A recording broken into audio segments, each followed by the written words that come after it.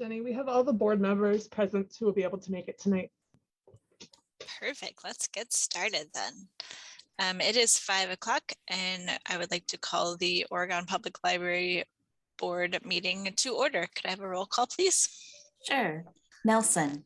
Here. Stata. Bergstrom. Here. Here. Beshen. Here. Goplin. Here. Severson. Here. And Shuda. Thank you. Okay. Next, I need a motion to adopt or amend the agenda.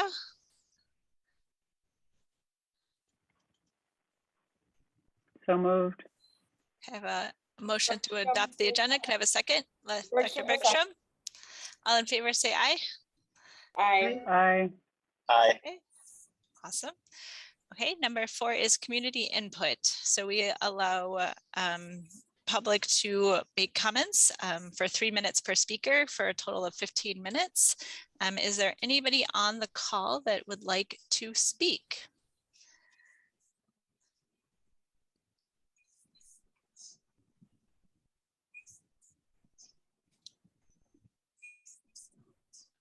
Okay. I'm gonna say that they're just here to listen then, and we will keep moving. If something changes or you wanted to speak, please just pop your hand up or something so we know. Number 5, I need a motion to approve or amend the minutes from our December special meeting.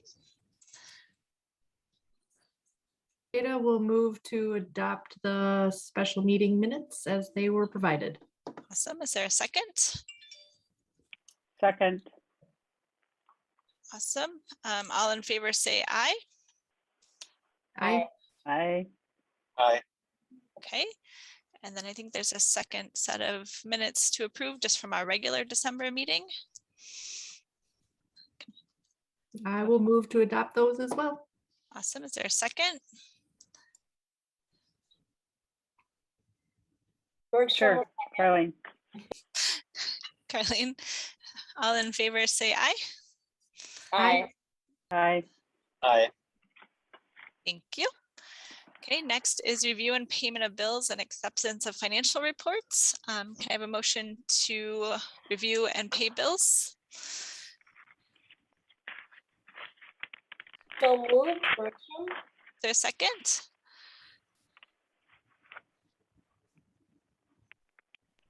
Second, Stata.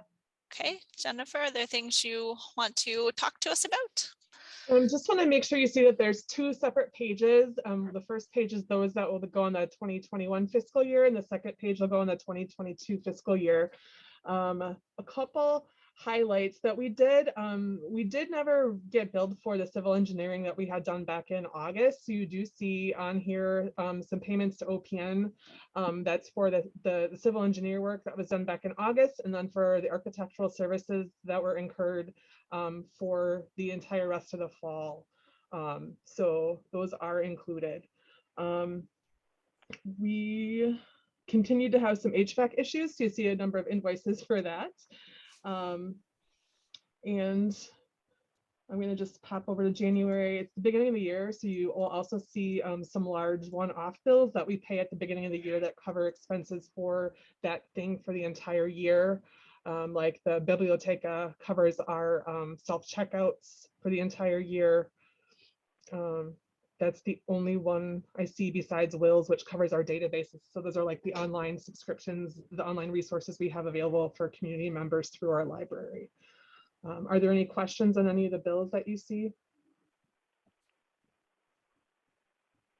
I think so. Okay, is there anything on the financial reports you want to point out, Jennifer? Do we need to approve the bills, or do we already do that? We're going to do them together. Okay. Oh, sorry. Yep. So yeah, so we're in pretty good shape for bills for the end of the year. I think Lisa sent me a new report today, and we're at about 99% for revenue for the year, which is really good. And so, yeah, about 99% of our revenue for the year, which is pretty close given that we did not collect any fines last year. So that's very good. We were able to offset our income a little bit for those expenses. Right now, it's showing that we spent about 95% of both our building and our operating budgets, but that doesn't include the last batch of December bills. We did have lower personnel expenses due to some position vacancies and higher than normal turnover during the pandemic. So I'm expecting the personnel will be a little bit under and some other expenses are over just a little bit, but overall we'll be within our budget parameters. I'll have a full end of the year report for you at next month's meeting. Does anyone have questions on the financial reports? I guess I want to thank Jennifer for keeping such a close eye on things and helping arrange throughout the year to keep us through this. I know it's been challenging, so thank you for that. Yeah, I just make one comment that I think it's extraordinary that 99% of revenues came in despite the fees not being there. It just kind of shows that fees are, while they impact, they don't have to be there. So it's kind of a reinforcer for that. Okay. So all in favor of accepting the financial reports and paying bills, please say aye. Aye. Aye. Opposed? Okay, thank you. Next is the library director's report. Okay, so we had one person who had their last day in December, and then we're able to shift somebody else to a position with more hours, which is a great fit for us. We did receive another resignation yesterday, so we'll have a part-time position opening for a page coming up shortly. Our staff is also doing their annual evaluation and feedback process. So we hope to complete that for all staff by March. It's a good opportunity for staff to provide feedback and vice versa. So we're working on that. We've had a year full already of building challenges. We started off the new year with no heat in a quarter of the building. Those residential HVAC systems are kind of on their last leg, as is also our front door, which Laura had fun getting fixed on a hopefully permanent basis until we move at least. So those are kind of things we've been working on. I also asked each of the department supervisors to kind of highlight some of the things that their team has been working on or focusing on over the past few months. And so you can kind of see what each of them have kind of been focusing on. For circulation, they did finish going back and waiving any outstanding fines per our recent change in eliminating those overdue fines. So anybody's account will now reflect that change and nobody will be charged for those anymore. Any charges they have for lost or damaged items or fines incurred at other institutions that they borrow from would still be there. Although pretty much nobody else in Dane County charges fines with the exception of one or two libraries at this point. For tech services, Laura and Sarah are both new, but they've been doing a great job over the last almost a year now. And some of the recent things they've been working on are the inventory and the pottery auction, in addition to just streamlining some of their department procedures. The adult services team has been switching to hybrid programs, which has been a great option. There's a few things to learn from, like they've been adding Kara just figured out how to add closed captioning to those programs. So there's some opportunities that she's working on. She's also been working with some of our local partners to discuss how we can strengthen those partnerships. And she also completed a diversity audit of our adult collection for fiction to try to make sure that our collection is reflective of diverse perspectives and backgrounds. So those are great things. Kelly has continued to have a lot of program attendance despite kind of our mostly virtual and limited in-person model. She worked with a number of community groups to participate in the Winterfest a few weeks ago. And that was a great community event. They're estimating attendance about 250 for that. It was an outdoor program in winter, and luckily they had really great weather. So that was a great opportunity. We've been partnering with the school district on indoor story time, but with the COVID surge, they're kind of in the middle of making sure that they can continue that or resume that in a safe way. So Kelly just finalized some details with the school district on resuming that, but I don't have those quite updated yet today. We also had a temporary workspace. When the pandemic started, we had to kind of shift staff workspaces. And so we've kind of gotten the rest of the main library area as close to normal as we can and shifted all staff workspaces into the meeting room right now, so that the meeting room still remains an overflow staff workspace right now, just because everything else is so tight. We also had Monica as a practicum student this fall, and she just completed her practicum. She was a great part of our team.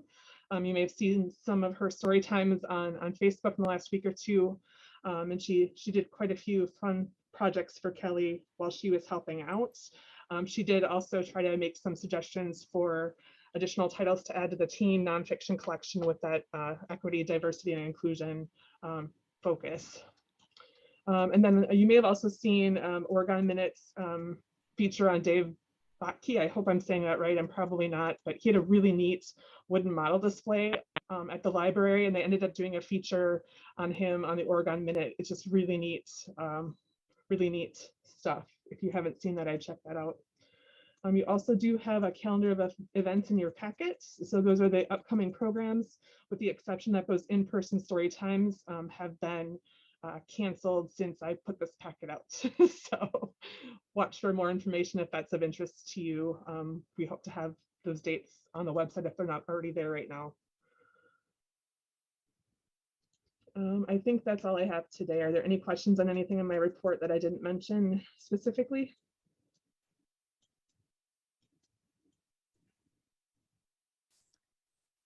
Doesn't look like it. So thank you for putting all that together. It's great to know what everyone's doing and the great services we're providing. So thank you. Next is communications. So village board announcements. Carlene, is there anything that you would like to share with us?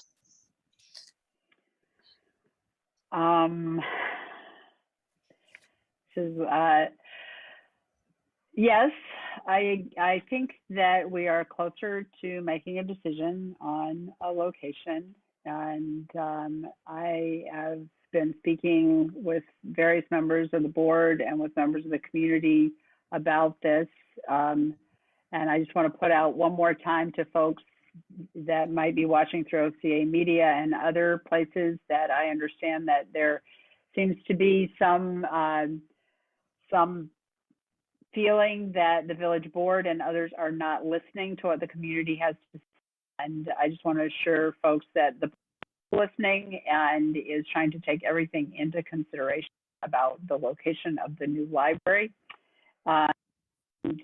So we just have to go with what's feasible and best for the community in the long term, not just right now.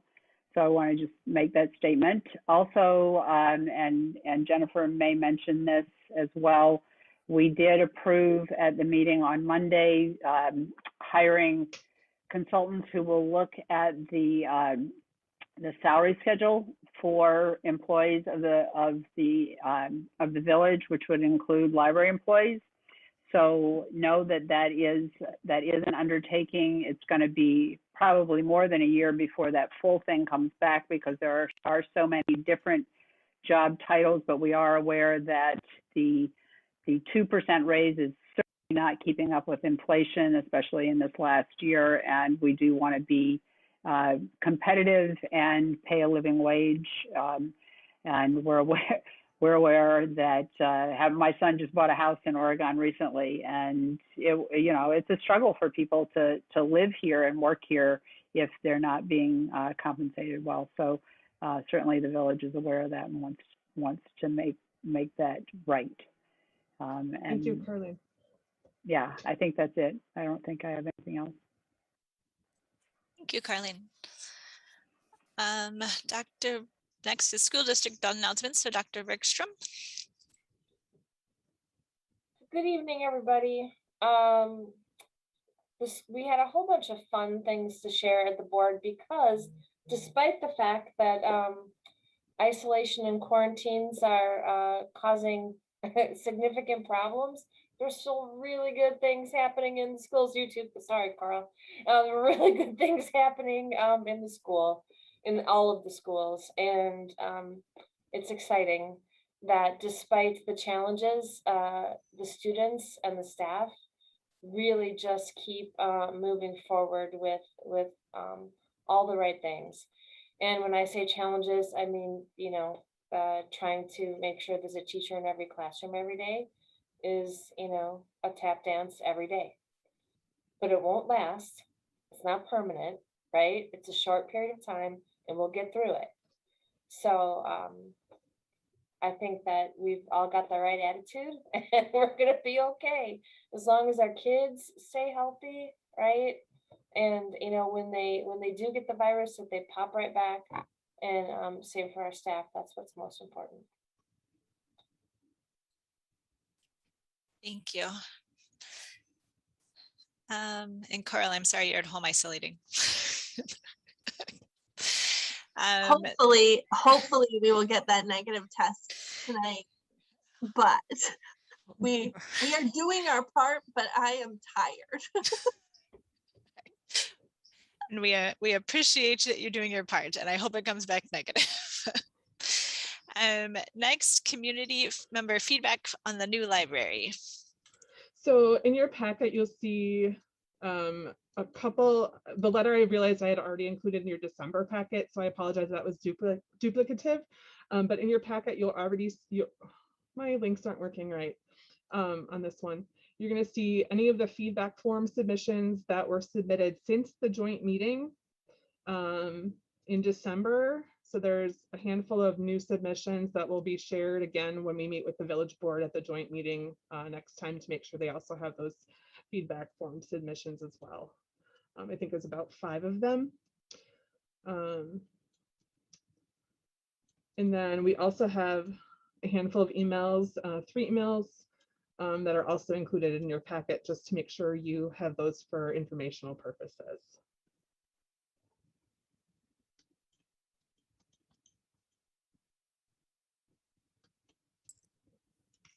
There's one from Mary, one from Clarice, and then the third one was from Caitlin Kelly. Okay, any questions on that? Okay. Next is the Oregon Nature Alliance Ecological Assessment and Restoration Recommendations for Greater Keller Alpine Meadows. So I sent you an email today, or I don't know what day of the week it is. Yesterday, the Oregon Nature Alliance submitted this informational report to the village board, which was included in their packet for their Monday meeting. And then they were present and did a really nice informational presentation at the Monday evening village board meeting. We had Carlene, our village board rep, and then Jenny Nelson that happened to be there to listen to that in person. And I think they found it very valuable to listen to. I sent you the link to the village board meeting with those the presentation included. So if you wish to go back and watch it right away, you have that opportunity. I think if this site is selected, it's very likely you'll see them come to one of our future meetings to either answer questions or do a version of the presentation, depending on when that happens. Many of you may have already seen the entire presentation at that point, and it might be just a limited presentation or just more of a focused discussion would be needed if that site is pursued. But just to point out to anybody who hasn't had a chance to read through this yet, there are a number of recommendations.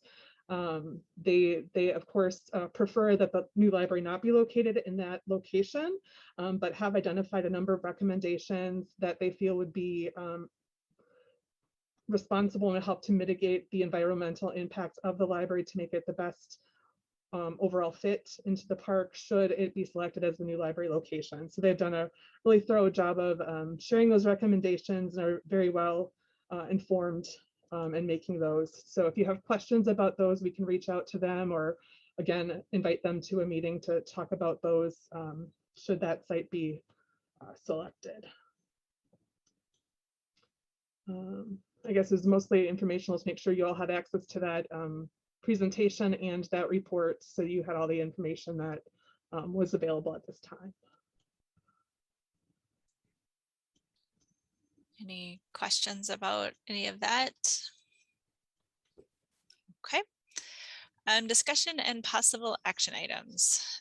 Letter A is new library site selection and next steps for the library. So this is going to be mostly an update tonight. What I anticipate is that we'll have another special meeting to just focus on the information that the library board that the village board requested, including the preliminary site layouts and the specific costs information. So we can just kind of go through those in advance of the joint meeting with the village board.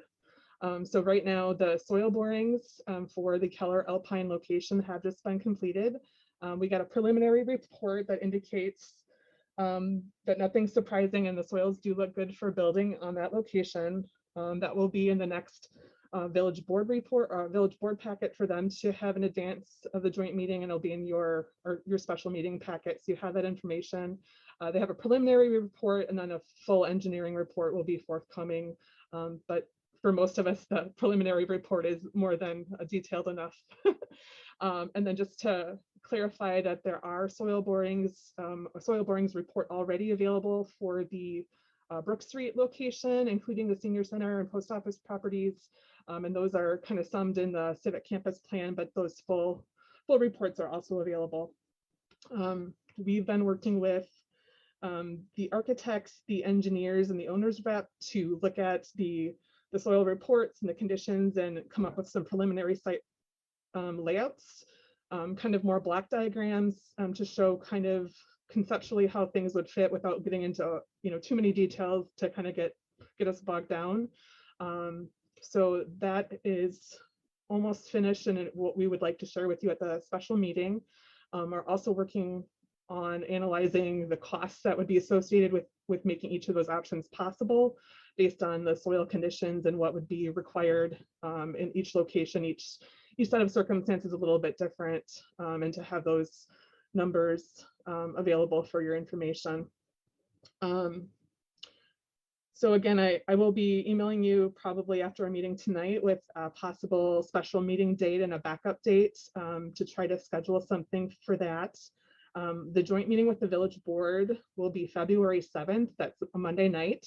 They are going to be considering whether they want to stay in person or switch to virtual. So I'm not sure yet if that will be a in-person meeting or a virtual meeting, but I'll let you know after their next meeting what the status is for that. But we will be basically reporting back to them with those preliminary site layouts, the soil borings reports, and the cost estimates information that we have that they requested at the last meeting. We are also working, we had that architect proposal back in April of 21 for getting us going with the rest of the projects. Where our village attorney has been working with OPN on getting a contract ready, so all the language is agreed upon and ready to go. Our village attorney is excellent, and she's been kind of negotiating really well to make sure that the agreement fits both our needs and their needs. So aside from a few things in the contract that are site specific, we're nearly ready to go, and we'll just have to adjust those items that will be dependent on what site is selected in the contract itself. And then I did include the joint meeting direction that we had, and anticipate having all that information needed available for your preview at the joint meeting date in probably about 2 weeks.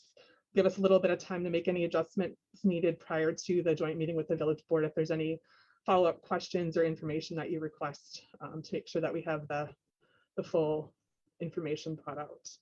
Are there any questions or comments or anything I missed? Jenny, I don't know if you have anything to add. No, I think it's laid out really well.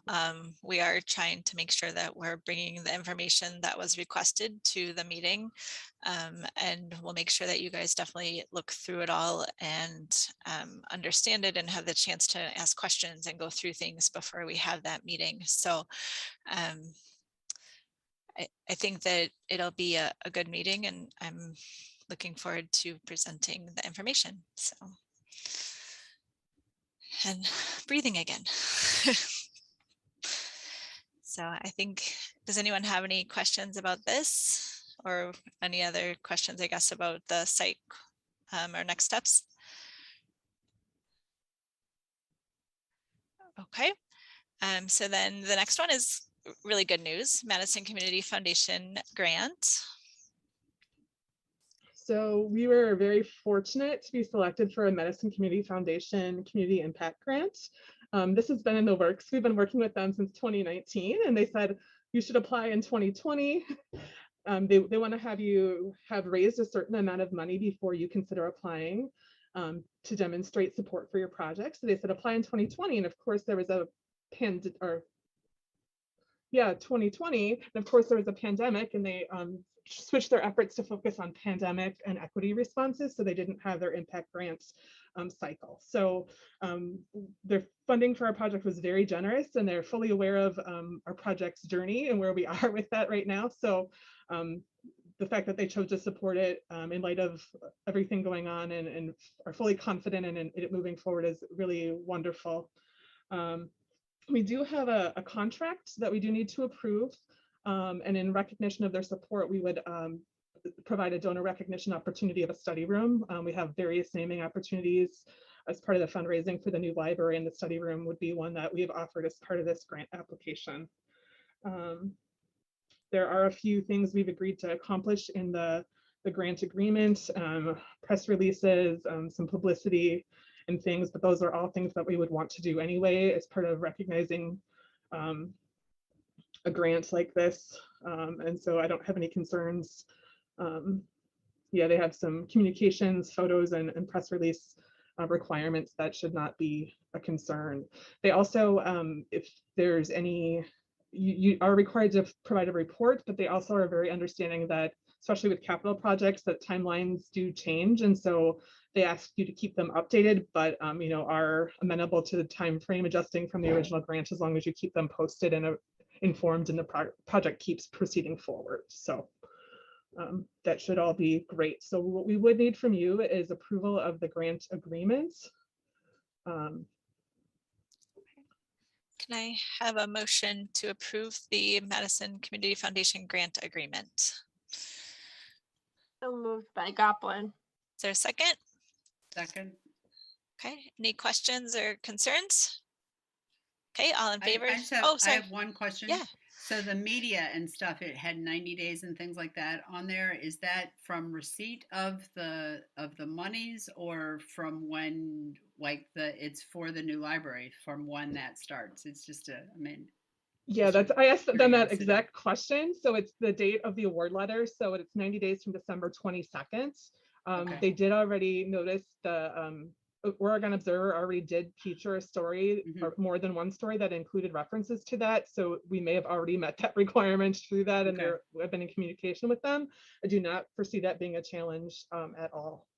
I would assume that they'd probably want to be invited to the groundbreaking or something like that too. Yeah, I did ask them if they wanted to do like a donation check presentation, just so we had a photo, but because of COVID precautions, they're not doing any in-person photos at this time, but hopefully by the time we get there, they'll be happy to come to groundbreakings and things like that, and be recognized with our other donors. So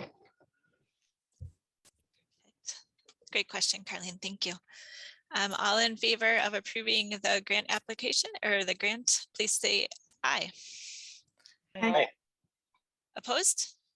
Okay, thank you. Next is the amendment to the proctoring policy. So we've been trying to work through all the policies since I started, and just try to make sure they're all up to date. So the proctoring policy was reviewed by Kara. There's very minor changes to that one. But we do want to make sure everything stays updated and kind of get everything squared away. And then after we get everything caught up, we'll just try to be on a rotating cycle or schedule so that we review every policy approximately once every 3 years, prioritizing as needed, but at least once every 3 years, just to make sure everything is current. And we don't, things tend not to take quite so long to review once they're current and up to date. So the proctoring policy is here. This is the version proposed, not showing the changes. The copy in your packet also shows the changes as well. My bookmark is broken. I'm really sorry. I worked really hard on that. So the markup, we did take out some procedural things. We're trying to eliminate procedures from policies so that they don't require board approval, as that's not necessary. So you can see this is a part Kara eliminated, and there were just minor tweaks based on changes in operations that we did include, but they're very, very minor. Does anyone have any questions? Okay, I would take a motion to approve the proctoring policy. So moved by Stata. Is there a second? Second. Anybody want a chance to read it, or I'm not sure if you read it probably before, but all in favor say aye. Aye. Aye. Opposed? Okay, thank you. Next is the amendment to the collection development policy and reconsideration form. And Kelly and Kara did the bulk of the work on this one, but all of our management team did have a chance to weigh in. Over the past couple months, there's been kind of unprecedented numbers of book challenges nationwide. So a lot of groups are organizing and submitting multiple challenges to specific locations. So we just wanted to make sure our policy was up to date. And then we'll be also working on reviewing that with staff so they feel comfortable with knowing how to respond if a community member expresses concern about a title in our collection, and that there's a chance to have a conversation with the librarian about that in an appropriate way. And also some educational components to the policy. You know, obviously we have a diverse collection that we try to have something for everybody. And that might mean something, it might not be right for one particular member of our community. Also in the form, or also in the policy, I've included the form that people can submit if they do have a concern about an item in our collection and request that it be relocated or removed from the collection. So far in my career, I've only had to deal with one of these situations, and it was addressed very amenably, and hopefully that would be the case if we have that happen here.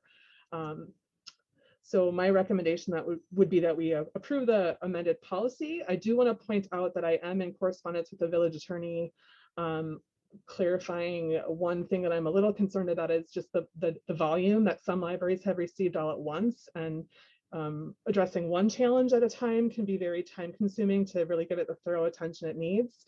So if we were to receive 100 challenges at a time, that would be very resource intensive and something we perhaps could not handle. So I've asked him how we can address that in policy language. I'd like to see this approved, but I am maybe bring back that portion of the policy just to tweak that and make sure we're covered, to make sure we can respond in a manageable way should we be inundated with requests from a single entity or single person all at one time. Jennifer, do they have to be a member of Oregon or like a resident to object to it, or could this come from a national organization or something that way? That's another detail I'm trying to work out with the village attorney. The DPI recommends you not require somebody to have a library card to provide an objection to something for kind of equity purposes. But you know, and because our user group is beyond just the village of Oregon, we have people from various townships that are served by us, and the resource sharing that goes on, it's a little tricky. One option we might be able to do is to limit it to somebody who resides in the South Central Library system boundaries, which would help a little bit, but that's the other detail I'm working with him on, trying to see if we can. Previous recommendations were that you shouldn't limit who can submit it. Thank you. Carlene, did you have a question? Yep. Yeah, I actually wonder why LGBTQI is not specifically designated as, you know, in number B2 or 2B2, we specifically mention BIPOC characters, but LGBTQI are not. Is there? Yeah, so we tried to cover everything in the kind of different identities in the first bullet. But we've also been doing some specific outreach for diversity in terms of the BIPOC community. So that's why I think we specifically called that out, but we can certainly add that language if that is helpful and communicates the welcoming better. We could add that as well. Well, that would certainly be something that I would feel comfortable with. And I think by naming something that we are, you know, by naming a community that we support, I think it says right out there, this is a community we support, and we want to make sure that we're recommending books that have strong characters, LGBTQI characters. That would be my preference, but. So what we might want to do is we can take that feedback and then maybe wait to adopt this until we get that feedback from the village attorney, and we can incorporate both of those into a updated version for you at our next meeting, just to make sure we're inclusive of everything that we want to include. I think that makes sense. Are there other things that people would like to see included or changed if we're going to see it again?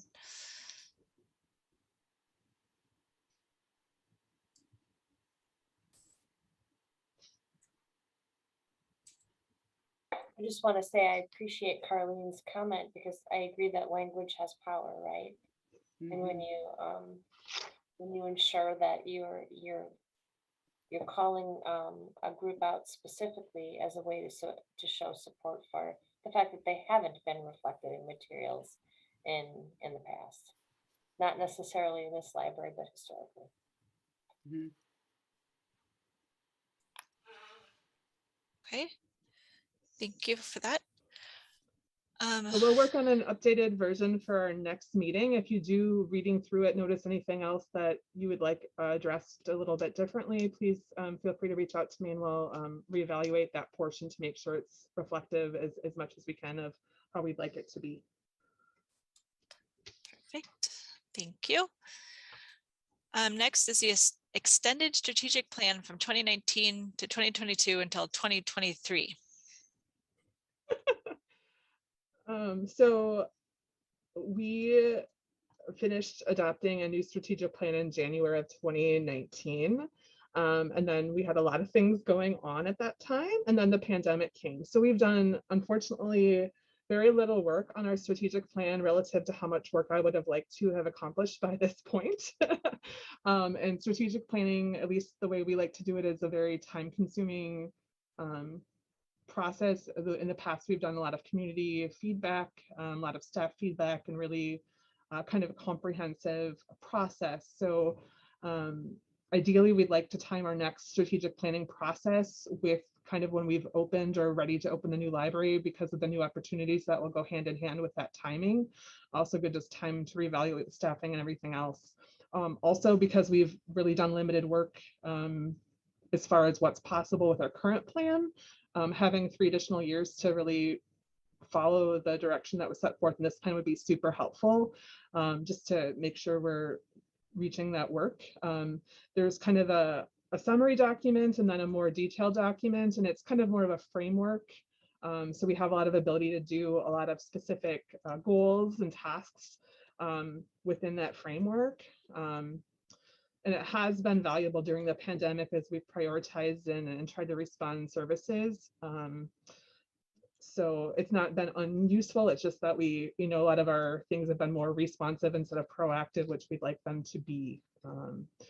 So my recommendation would be that we extend the date of the plan from 2019 to 2022, and then instead make the finishing date 2024. So that would give us 22, 23, and 24, 3 years to really do the work that the plan is set forth, and then work on a planning process at that time. Does anyone have any thoughts on that? Otherwise, I would take a motion to extend the plan till 2024.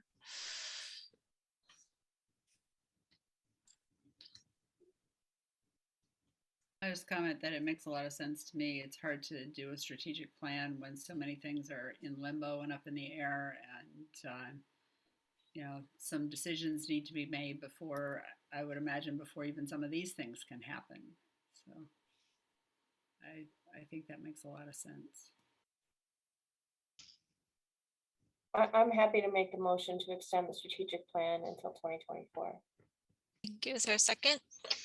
Sure, I can second. Okay. Any other questions or comments? Okay, all in favor say aye. Aye. Opposed? Okay, thank you. A meeting location for our next meeting. Back in the fall, we had been hopeful that we would be able to resume in-person meetings possibly soon. So we have this on the agenda for that reason. If we don't need to discuss this at this point, we can postpone it to a future agenda. I think here is fine. I would say let's plan for the next month to be virtual as well. And we'll just keep it on the agenda and see if all of a sudden the world is like miraculously cured and we can meet in March in person. But for now, I think virtual makes sense unless someone else is, all excited to get together. I do like you all, not gonna lie. I miss seeing you all in person, but I don't want to make anyone uncomfortable. So should I put this on the February agenda again for discussion, or do you want me to wait till March? I mean, you might as well put it on and we'll see where we're at. And it takes 2 seconds to talk about, so. Okay. Unless anybody's crazy that they want to meet not crazy. If anyone wants to meet next month, then like in person, sorry, because a different idea than I do, please let me know. Okay, next is the joint meeting with the village board, Monday, February 7th.